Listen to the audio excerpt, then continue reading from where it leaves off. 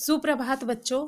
आज हम आपकी पाठ्यपुस्तक क्षितिज भाग 2 का सर्वेश्वर दयाल सक्सेना द्वारा लिखित मानवीय करुणा की दिव्य चमक के बारे में पढ़ेंगे। इस पाठ में सबसे पहले हम लेखक सर्वेश्वर दयाल सक्सेना के बारे में जान लेते हैं। सर्वेश्वर दयाल सक्सेना हिंदी की नई कविता के प्रसिद्ध कवि हैं। इनका जन्म 1927 में उत्तर प्रदेश के बस्ती जिले में हुआ था। इलाहाबाद विश्वविद्यालय से इन्होंने उच्च शिक्षा प्राप्त की।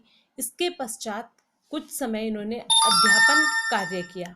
फिर वह आकाशवाणी के सहायक प्रोड्यूसर के रूप में कार्यरत रहे। इन्होंने दिनमान में उपसंपादक और पराग में संपादक के रूप में भी कार्य किया है।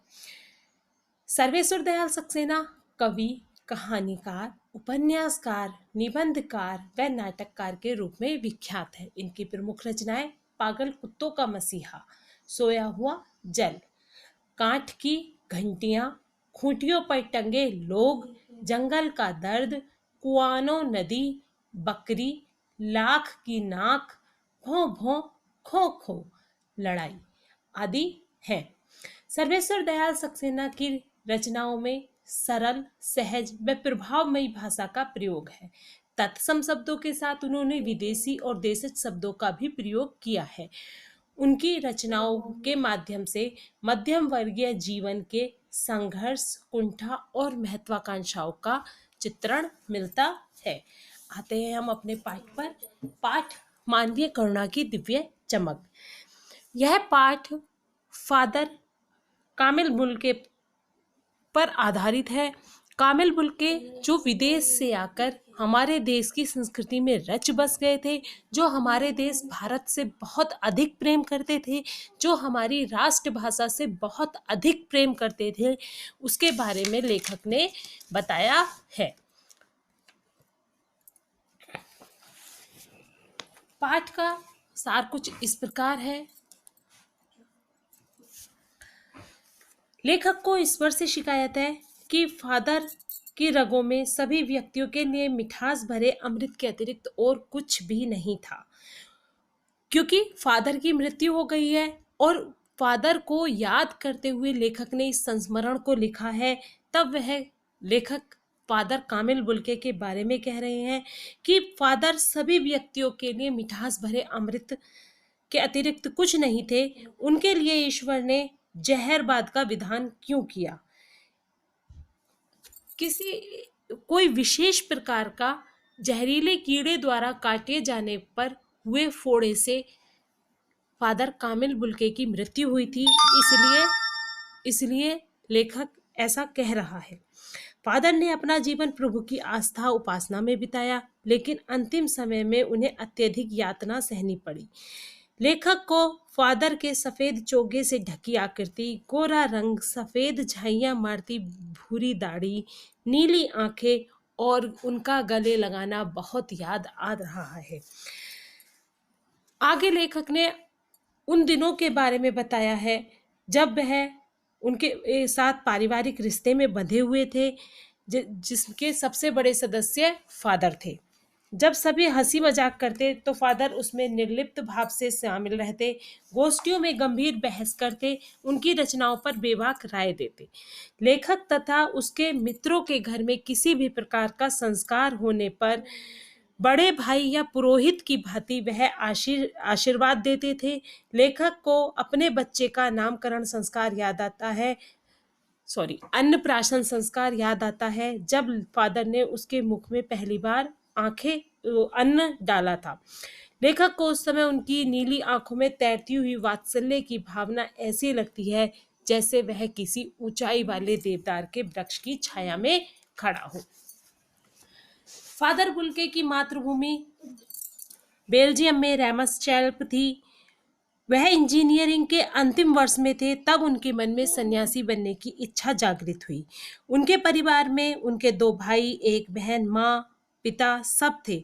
उनकी जन्मभूमि रेमसचेपल थी। उन्हें अपनी माँ की बहुत याद आती थी और डॉक्टर रघुवंश को वो अपनी माँ की चिट्ठियां दिखाया करते थे।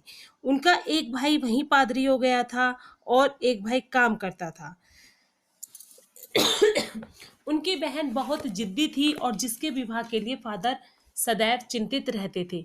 भारत में बस जाने के बाद फादर दो या तीन बार ही बेल्जियम गए थे। इंजीनियरिंग के अंतिम वर्ष में फादर धर्मगुरु के पास जाकर बोले कि वह संन्यास लेना चाहते हैं और संन्यास लेने के लिए उनकी शर्त थी कि वह भारत में जाएंगे। उनकी शर्त मान ली गई और वो भारत आ गए। उन्होंने जिसेट संघ में 2 साल तक पादरियों के बीच रहकर धर्माचार का अध्ययन किया। उसके बाद 9-10 वर्ष दार्जिलिंग में पढ़ाई की। कोलकाता से बीए करने के बाद इलाहाबाद से एमए किया और वह हिंदी को बहुत अधिक मान देते थे। फादर ने वर्ष 1950 में प्रयाग विश्वविद्यालय के हिंदी विभाग में रहकर रामकथा, उत्पत्ति और विकास नामक विषय पर शोध किया। परिमिल में उनके अध्याय पढ़े गए। उन्हें मातरलिंक के प्रसिद्ध नाटक ब्लू बर्ड का नीला पंछी नाम से रूपांतर भी किया। बाद में सेंट जेवियर्स कॉलेज रांची में हिंदी तथा संस्कृत विभाग के विभागाध्यक्ष हो गए। इसके बाद वह दिल्ली आए और 47 वर्ष तक देश की सेवा करते हुए 73 वर्ष का जीवन जीने के बाद पंचतत्व में विलीन हो गए। फादर का अंग्रेजी हिंदी शब्दकोश बहुत ही उत्कृष्ट है। फादर ने अंग्रेजी हिंदी शब्दकोश यानी कि डिक्शनरी तैयार की और बाइबल का अनुवाद भी किया। फादर को हिंदी के विकास और उसे राष्ट्रभाषा के रूप में देखने में बहुत चिंता होती थी। वह अपनी इस चिंता को हर मंच पर प्रदर्शित करते थे। शायद हिंदी को राष्ट्रभाषा के रूप में प्रचारित करने का प्रश्न एक ऐसा प्रश्न था जिस पर कभी कभी झुंझला उठते थे। उनके सामने अगर कोई हिंदी की बुराई करता था तो वह परेशान होकर तर्क वितर्क के माध्यम से उसे चुप करा दिया करते थे। उन्हें इस बात पर दुख होता है कि हिंदी बोलने वाले ही हिंदी भाषा की उपेक्षा करते हैं। 18 अगस्त 1982 की सुबह 10 बजे का समय था जब दिल्ली में कश्मीरी गेट के निकलसन कब्रगाह में उनका ताबूत एक छोटी नीली गाड़ी में से उतारकर एक लंबी संकरी उदास पेड़ों की घनी छांव वाली सड़क से कब्रगाह के आखिरी छोर तक ले जाया गया।